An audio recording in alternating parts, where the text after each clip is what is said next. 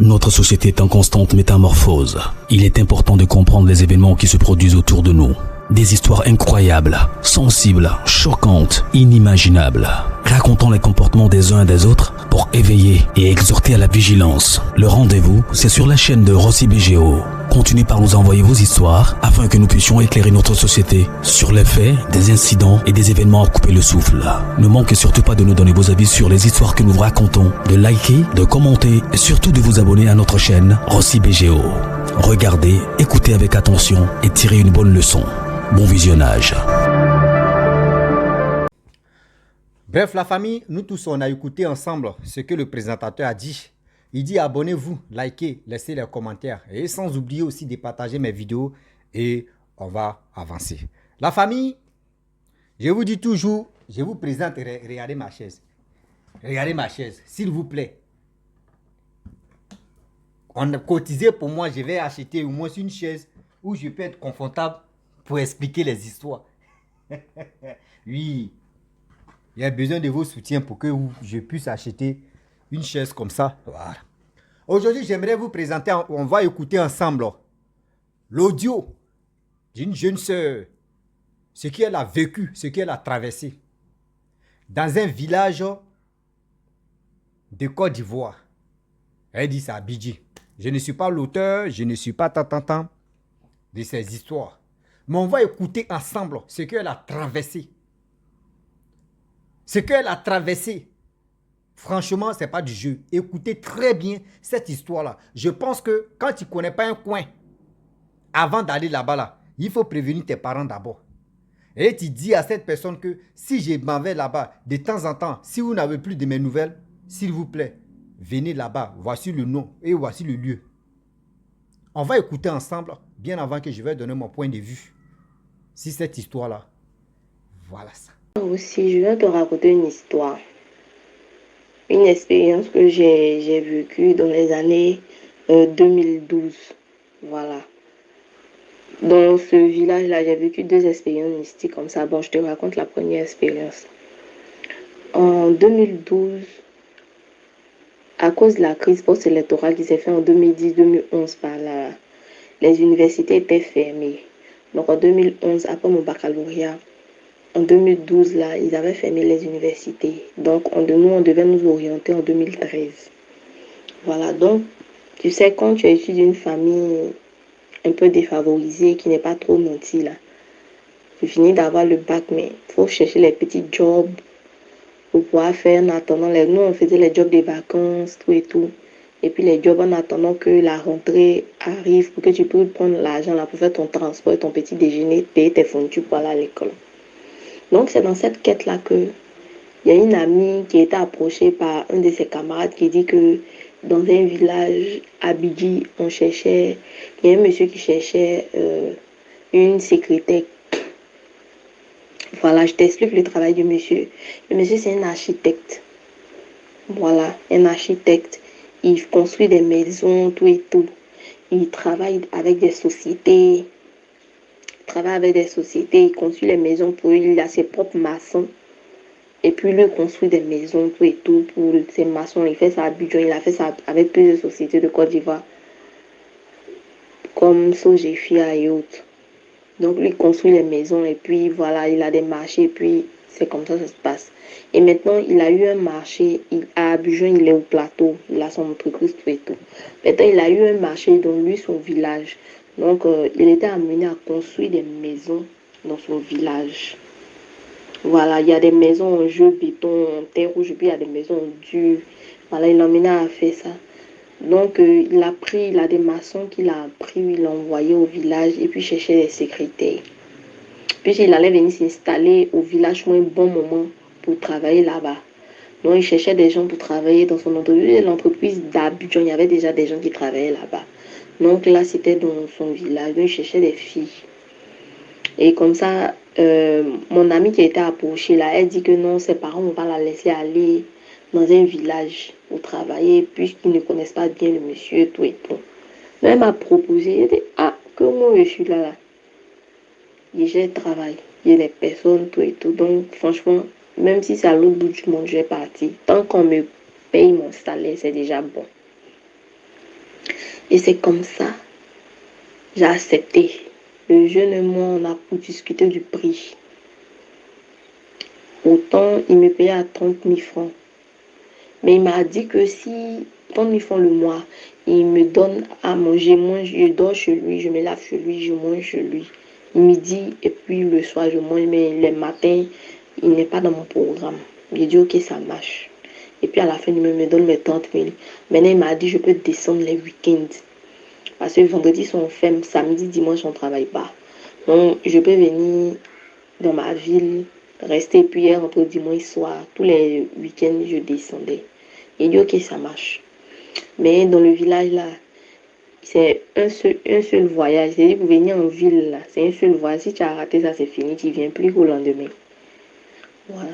Donc, il m'a expliqué un peu tout comment ça se passe. Il dit, ok, j'accepte. C'est comme ça. Et je suis partie dans le village, là. Et puis, bon, je stipule que quand il partait là même, là, on ne savait pas. C'est mon petit ami seulement qui savait que je partais travailler là-bas. Tu sais, dans les familles, vous êtes nombreux là. On ne vous surveille pas. Toi-même, tu t'embailles quand après tu reviens à la maison, on demande, ah, tu es là. C'était comme ça. Donc, je suis partie travailler. Je suis partie dire à mon petit ami que voilà, je lui ai expliqué. Il m'a dit non. Au début, il ne voulait pas, mais après, il m'a dit non, que de partir ici, ça peut me rapporter de l'argent. Parce que nous, on se cherche. Donc, je suis partie. Il dit, bon, si je dure là-bas, là, imagine les 30 000, 30 000. Et puis, si ça marche là, il va me donner un peu plus d'argent, il va compléter mon salaire. Donc, comme ça, il s'est arrivé dans son village. Et il m'a dit que lui-même, il venait d'arriver, il vient d'aménager avec sa femme et ses enfants. Puis, il va travailler là maintenant. Donc, il m'a dit, ah, où se trouve son bureau là? Le bureau se trouve dans la cour de sa maman. Voilà, où son entreprise là se trouve, son bureau, il y a une maison. Et puis, il y a son bureau dedans, il y a un bureau des secrétaires, tout et tout. Donc, il dit son bureau se trouve là, c'est dans la cour de sa maman. Donc, il m'a dit, ah, mieux, au lieu d'aller, parce que lui, il est un peu loin. Pas très loin, mais un peu du lieu de travail. Donc, au lieu d'aller dormir chez lui, s'il dormait chez sa maman, le bureau se trouve dans la plaque, je me réveille, je me lave net, je viens au travail. Il ne marche pas, il ne va pas quelque part, puisque le bureau se trouve dans la cour. J'ai dit, ok, donc le premier jour, on m'a logé dans la cour de sa maman. Ils m'ont donné une chambre, tout était bien, avec un matelas, un lit, pardon, avec un ventilateur, tout et tout. Tout était bien propre. J'ai déposé mes affaires, donc c'est là-bas que j'allais loger. La nuit, il dort. Je suis couchée. Quelqu'un vient allumer la lumière. La personne était là. Longtemps, il a fermé la porte à clé. La personne allume la lumière, la personne éteint. Donc, tellement j'avais peur, j'ai pris un drap pour me couvrir. Je me suis couverte avec le drap.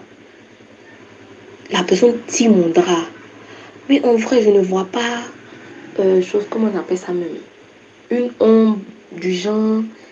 Je vois pas comme si c'était quelqu'un. C'était comme si c'était invisible, mais je sentais que quelqu'un tirait mon drap. Je prends le drap, je me couvre, la personne tire mon drap encore. Je dis, ah! J'ai commencé à transpirer. Malgré le ventilateur, j'ai commencé à transpirer. On éteint la lumière, on allume, on éteint, on allume. Attends, moi, j'avais laissé la lumière allumée. Et derrière la fenêtre, derrière ma fenêtre là, la fenêtre de la chambre où je dormais là, ça arrive, les oiseaux là chantent. Et ça, c'est que lugubre, d'un environnement lugubre. J'ai dit, j'ai la chair de poule, j'ai peur, j'ai chaud, j'ai froid. J'avais tout ça en même temps. Et la personne faisait ça. Je ne savais pas quoi faire. J'ai dit, Seigneur, protège-moi. Oh Dieu, protège-moi. Et arrivé un moment, la personne, j'entends la voix maintenant de la personne. La personne me dit, tu as la chance, je te laisse. Je te laisse, tu as vraiment la chance. À côté de la femme qui a été à cause de la femme qui a été à côté de toi. Si ce n'était pas elle le jour-là, tu allais voir. Tu as la chance. À cause d'elle, je te laisse. Parce que depuis là, elle a arrêté, elle nous regarde. Elle a arrêté, c'est pas ce qu'elle veut faire. Mais il m'en veut. Et quand la voix a fini de parler, je n'ai plus entendu, la lumière s'est allumée. J'ai enlevé le drap sur mes yeux, je regarde doucement. Je vois personne. Les voix là ont arrêté de faire leur simagrée là. Et puis, J'entends les bébés pleurer maintenant. J'ai vu qu'il était 5 heures parce que dans la maison où j'étais là, il y a une dame qui venait d'accoucher, elle avait fait des jumeaux. Il était 5 heures. C'est là maintenant. Quand j'ai entendu les voix des gens qui se levaient, tu sais, au village, ils se réveillent vite. Les voix des gens qui se levaient, et entendait les bruits des casseroles. Et j'ai commencé à dormir. J'ai dormi. Quand il est 6h30, mon patron est venu. Il m'a demandé, il dit, ah, et quand je suis sortie, il m'a dit, ah, tu as bien dormi, comment ta nuit s'est passée, c'était bien, non? Je veux expliquer maintenant à mon patron pour dire non, que voici. Je vois la maman de mon patron qui est là, elle se cache pour écouter ce que je vais dire, elle se cache pour écouter. Et quand je l'ai vue, mais elle ne m'a pas vue, quand je l'ai vue, j'ai dit à mon patron, il dit, oh, tout s'est bien passé, que j'ai vraiment très bien dormi, je suis vraiment très à l'aise même. Il dit, d'accord, on va te laver, on commence le travail. J'allais me laver, je suis restée au bureau. J'étais assise là, c'était comme si j'étais pas là. Je pensais, je dis, attends, donc cette nuit-là, j'ai dormi encore dans le coin. Là. Donc j'ai appelé mon patron, je lui ai dit, ah monsieur, que vraiment, si je peux dormir chez vous, ça va me faire plaisir. Comme c'est vous qui m'avez envoyé ici là. Au moins, je préfère dormir chez vous. Il dit, ah pourquoi tu n'as pas vu? Il dit, non, c'est pas ça, moi mais je préfère. Il dit, mais c'est pas un peu loin du travail. Il dit, non monsieur, quel que soit le trajet, je vais faire. Il dit, ok. Il dit, ah bon, je vais aller demander la permission à ma femme d'abord. Et puis, je vais te revenir. Donc, attends, donc l'après-midi, là, à la maison, il est venu dire, ah, ma femme a accepté que tu vas dormir parce qu'il y a mes servantes même qui viennent. Et puis, il y a une autre fille, une autre secrétaire qui vient t'épauler aussi. Donc, si ça ne vous dérange pas, vous allez dormir à 4 dans la chambre, là. J'ai dit, non, monsieur, il n'y a pas de problème. Je peux faire une chambre même où on est nombreuses même. C'est mieux. Il dit, ok. Donc, quand je suis arrivée chez lui, j'ai déployé mes affaires. Sa femme était vraiment sympa avec moi. Ses enfants, tout le monde était bien, ils étaient accueillants. Et le lendemain, je suis partie au travail. Il est venu, il m'a dit, ah, que lui, il ne voulait pas que je reste chez lui. Mais comme moi, j'ai décidé de rester chez lui, lui va me dire quelque chose. Si je suis chez lui là-bas, là, la nuit, quand je vais arriver à la maison, que sa femme prépare, il ne faudrait pas que je mange avant lui. Je dois l'attendre, quel que soit où il est parti. S'il est parti, il est rentré sur Abidjan, il ne faudrait pas que je mange la nourriture de sa femme, d'aller acheter à manger ailleurs. Soit spaghetti dans les villages, il n'y a pas de restaurant en tant que tel, mais il y a des kiosques. Il d'aller acheter spaghetti au kiosque pour manger, mais de ne pas toucher la nourriture de sa femme, qui me prévient. Et d'accord, monsieur. Bon, je lui ai pas demandé pourquoi. Ça, c'est ton patron, donc. Il n'y a pas causerie et puis tu dois le respecter. Donc, je dis, ok. C'est comme ça. On était là-bas. Les autres filles sont venues. J'étais vraiment contente parce que j'étais plus seule. Et la vie continuait. Un jour, sa femme a préparé à manger. Que je suis arrivée, elle m'a dit, ah, que il y a de la nourriture, tout et tout. Donc, j'ai dit, non, j'attends mon patron. Elle dit, hé, toi, ton patron, là, et puis j'ai commencé à sourire. Donc quand mon patron est arrivé, il a regardé la nourriture, il a regardé des bains. Il dit, mais qu'est-ce qui est dans la nourriture là? Qui t'a donné la viande là? Elle dit, non, j'ai acheté. Il dit, si tu ne dis pas qui t'a donné la viande là, tu vas voir ce qui a été fait. Donc il a commencé à la menacer. Elle dit, non, c'est un monsieur qui lui a donné la viande là. Et puis elle l'a préparée. Donc il s'est avéré que le monsieur, mais c'était un ennemi de mon patron. Alors c'était la viande de l'homme. Donc il a versé la nourriture. Donc, toute curieuse, je me suis approchée de lui, je lui ai demandé, après quand sa femme est entrée, je lui ai demandé, mais patron, pourquoi? Viens là, il y avait quoi? Donc, c'est ça, il m'a expliqué. Il m'a dit que, ah, que ma fille, tu vois où je suis là. Ma maman est une grande sorcière. Elle est une très grande sorcière et elle veut me tuer.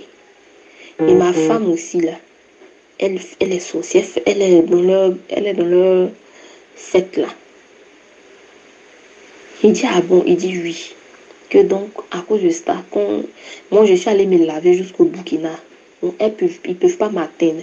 Mais c'est la mère de mes enfants, je n'ai pas envie de la laisser aller prendre une autre femme. C'est pourquoi je suis là. Donc, comme moi-même, je ne suis pas simple, mes yeux voient. Donc, je suis là, ils ne peuvent rien me faire.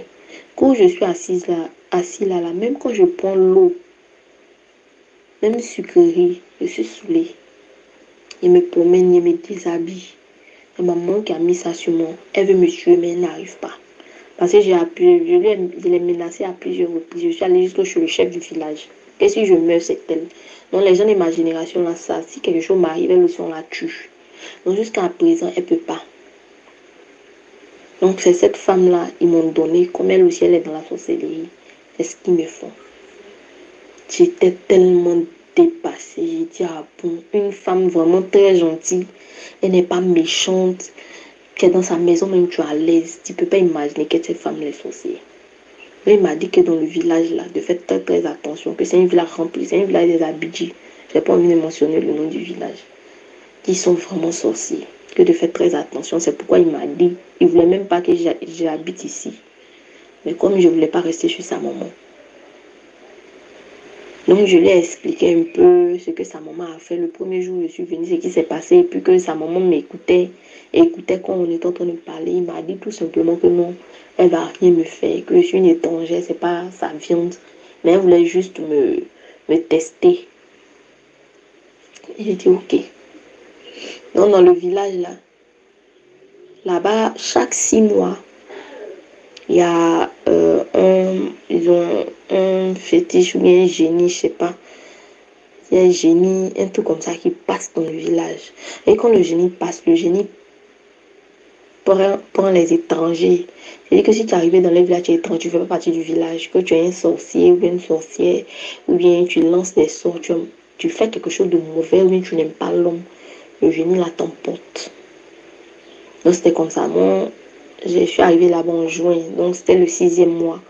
Le génie là devait passer. J'ai dit, hi! Donc ils ont dit à tous les villageois, ils ont dit à tout le monde, personne ne doit être dehors. On crie dans les villages là. Il y a une personne qui se promène, genre un griot qui se promène pour avertir, pour dire que cette nuit là, le génie va passer. Et le génie là est passé dans le village. Quand le génie là est passé, le lendemain, le génie tue 2 personnes. 2 étrangers, c'est pas les gens du village. Les gens du village, mais si tu es sorcier, le génie ne te touche pas. Mais les gens qui viennent d'ailleurs. Donc le génie est passé dans le matin. Il y avait une fille qui était en train d'enlever grossesse, elle était en train de faire l'avortement. Le génie l'a pris, elle est morte. Et puis il y avait un autre monsieur burkinabé aussi qui était à côté. Bon, lui, je ne sais pas ce qu'il faisait, mais lui aussi, il est mort. Donc, le village, il a commencé à avoir peur. Donc, mon patron me dit, non, si tu n'es pas dans un monde mystique, tu fais pas de mal à quelqu'un, tu n'as pas à avoir peur, tu peux rester à fond. Il dit, ok. C'était comme ça, j'étais dans le village là.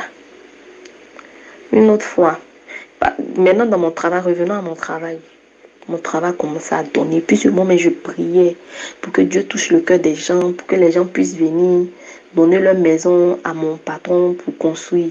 Quand c'est comme ça, là, quand j'ai beaucoup de marchés comme ça, là, il m'a dit, j'étais payé à 30 000. Premier mois que je suis arrivée là-bas, tellement que les gens venaient, mon patron m'a donné 70 000. Il m'a dit, tiens, 40 000 là, c'est pour toi, c'est ton cadeau, que vraiment tu travailles tellement bien, puis tu sais accueillir. Je ne sais pas comment tu leur parles, mais tout va bien. Le 2e mois, il m'a donné 70 000 encore. Le 3e mois, il m'a donné 60 000. Mais là, les week-ends, quand je rentrais, souvent, il me donnait les 5 000 pour rentrer, les 10 000 pour rentrer. Donc vraiment, ça allait bien. Il m'a dit même que si ça va, même là, il va commencer à me payer 100 000. Autant. Une fille de terminale qui a eu son bac, c'est tôt pour moi. Donc, une fois, je fais un rêve où je vois des femmes qui étaient en réunion dans notre bureau là-bas. Elles étaient en train de faire réunion. Et puis, après leur réunion, elles parlaient dans les langues. Moi, je ne comprends pas. Mais elles ont commencé à verser des trucs dans le bureau là. Donc, c'était comme si moi, j'étais dans le bureau. Je suis venue leur dire, non, il a dit, mais arrêtez de verser ça. Et j'ai balayé et puis j'ai mis ça dehors. Et je me suis réveillée. Il dit, ah ça ce n'est qu'un rêve. La 2e nuit encore, elles sont venues faire la même chose, je les ai chassées. J'ai versé, c'était comme si j'étais devant le bureau, là, mon esprit était là, c'est comme s'il regardait. Et moi c'est mon mangement, dans mon esprit, il dit ça là, ça doit marcher pour que moi aussi on augmente mon salaire. Moi je les chassais. Un jour, j'étais dans le bureau, il y avait un jeune là dans le village. Quand une fille vient, il y a un jeune qui me draguait, elle est venue me voir. Et puis il était assis au bureau avec moi. Il y a une vieille qui est entrée. Ça, je les ai salués, maman, bonne arrivée. Je me suis dit qu'elle voulait qu'on fasse les vieilles comme ça. Souvent les maisons à santé, ou peut-être elles veulent qu'on fasse en dur. Donc elles sont entrées, elles ont commencé à parler. dans leur français un peu truc. Genre, elle me disait, en résumé, elle me disait que enlève ta bouche de notre affaire. Tu es venu là, tu es quitté, tu es une étrangère, tu es quitté ailleurs pour venir. Enlève ta bouche de notre affaire. Lui là, c'est notre enfant, quel que soit ce qu'on est en train de faire là. Je ne veux plus que tu mettes ta bouche dans notre affaire, sinon ça serait un duel, toi et nous. Bon, je ne comprenais pas. Mais au fur et à mesure qu'elle parlait, je voyais le visage commencer à me revenir. Parce que je me disais que ces vieilles-là, je les connaissais quelque part. Oh, je ne suis jamais allée dans ce village. Et je me suis rendu compte qu'elles étaient dans le rêve. C'était les vieilles qui étaient venues verser la poudre là, dans le bureau. Donc le jeune était là. Et puis le jeune m'a dit, quand elles sont parties là, il m'a dit, voici ce qu'elles ont à l'intérieur. Qu'est-ce qui s'est passé? Donc j'ai expliqué le rêve. Moi, j'ai compris. Mais il m'a donné eau bénite. Et puis j'ai versé dans le bureau. Il m'a dit de prier. Il m'a donné des trucs de prier. J'ai fini, j'ai prié. Elles sont venues, elles ont fait ça encore. Celui-là même m'ont poussé. Je me suis levée, j'étais vraiment malade. Mais j'ai compris qu'arrivé un moment, ça ne donnait plus. Les gens venaient plus, disent on n'a qu'à construire les maisons. Même ceux qui sont venus, même ils n'ont qu'à construire les maisons. Ils venaient retirer, ils disent non, ils ne veulent plus qu'on fasse leur maison, que c'est bon. Ça n'allait pas. Et donc, mon patron, il est parti au Burkina. Il dit qu'il arrive, il va au Burkina. Donc, il est arrivé au Burkina, il est venu. Il m'a appelé, il m'a dit que vraiment. Et j'ai fait 6 mois dans le coin, dans le village là. Il m'a dit vraiment que pourquoi je ne lui ai pas parlé. Il dit monsieur quoi? Il dit non, ce qui s'est passé, qu'il a vu ça chez son marabout, lui a parlé. Que vraiment lui, il ne veut pas que moi je perde ma vie là. Donc de partir. Il dit monsieur, il m'a dit non, que de partir. Il m'a donné de l'argent, tout et tout. Il dit de quitter le village. Que vraiment il sait que c'est le couple de sa maman qui font ça. Donc j'ai accepté. Et lui a dit je vais partir. Il a même pris une machine pour venir carrément sa maman. Il dit va la tuer si elle n'arrête pas ces choses-là. Et dans le village là c'était comme ça. Avant même que ça n'arrive là et que je ne veux pas, comme mon patron était quitté ou il était parti au Burkina, j'étais à la maison. Il y a une vieille femme qu'ils ont attrapée. Elle partait, elle est tombée dans un puits. Les photos même sont promenées un peu sur internet. Ils ont attrapé la vieille, la sorcellerie, elle est allée faire matin, tout le monde est venu la retrouver dans le puits. En fait, là-bas, c'est un village, franchement, un village de sorciers. Ça, c'est la première expérience que j'ai eue. L'autre expérience, là, je vais l'expliquer une autre fois. Bref, la famille, nous tous, on a écouté ce que la jeune fille et la jeune dame a dit. Je pense que nous tous, il y a des gens qui ont traversé les mêmes choses que ce que la jeune dame a dit. Ce n'est pas facile quand tu as ton diplôme et les années qu'elle a parlé de ça, c'était les années de la guerre où le pays n'était pas stable. Mais quand même, parce que 2012, le pays était vraiment... On a vu un nouveau président, mais ce n'était pas trop... Voilà, le pays était un peu cliné. Mais elle allait se débrouiller. Regardez ce qu'elle a traversé. Quand il y a une chose que j'aimerais vous interpeller et vous allez mieux comprendre. Quand vous arrivez chez quelqu'un, si vous arrivez chez quelqu'un pour passer une nuit ou pour rester, même jour là, quand il constate qu'il y a des choses dans la maison qui se passent, qui sont un peu bizarres dans ton cerveau, ma soeur, mon frère, faut te dire maison ça là, tu n'es pas bienvenu. Ah oui, faut dire tu n'es pas bienvenu. Oui. C'est-à-dire dans cette maison là, il y a des papagnons, il y a des gougnons. Ah oui. Il y a des zragbaïs, il y a des vampires. Disons-nous la vérité. C'est que dans cette maison là, tu n'es pas bienvenu. Ah oui. Priez beaucoup. Vous avez vu, Damaï, elle a parlé de... Elle priait. C'est ça qui l'a sauvé. Et c'est ça aussi dans le sommeil. Dieu lui a montré comment ça allait se passer. Et en réalité, elle a vu ça. La même dame qu'elle a reconnue dans son rêve. Cette même dame-là, elle a vu ça en réalité. Regardez comment une mère, toi, ton enfant est entrepreneur ou il est quoi là même, là, il ne sait pas si c'est quoi. Il est architecte. Quelqu'un qui construit des maisons. dans le village. Toi-même, tu peux dire, mon fils, il faut venir construire ici, il faut faire ceci. Mais c'est lui, toi, tu veux manger comme sauce, c'est du sauce claire. Regardez comment les choses se passent. Sur cette terre-là, aujourd'hui, on ne sait plus à qui se confier. Ah, moi, t'es ma mère. Ouais, on n'a pas dit renier vos parents, non. On n'a pas dit renier vos parents. Ce n'est pas bon de renier ses parents. Mais attention à nous. Faisons attention. Même nos enfants, c'est nos enfants. Mais quand même, soyons vigilants aussi.